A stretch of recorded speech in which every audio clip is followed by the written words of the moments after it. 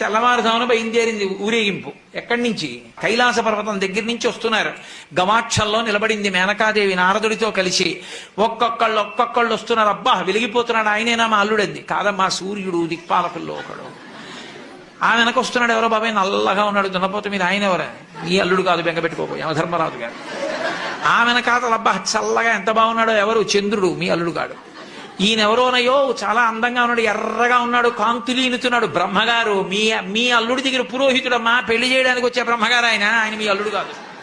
ఓ అలాగా, ఇతనెవరో నీలమేఘశ్యాముడు, చాలా అందంగా ఉన్నాడు. శాంతాకారం భుజగచైనం పద్మనాభం సురీశం. అమ్మా, ఆయనకి మీ అల్లుడికి భేదం చెప్పకూడదు, కానీ ప్రస్తుత మీ అల్లుడు కాడు.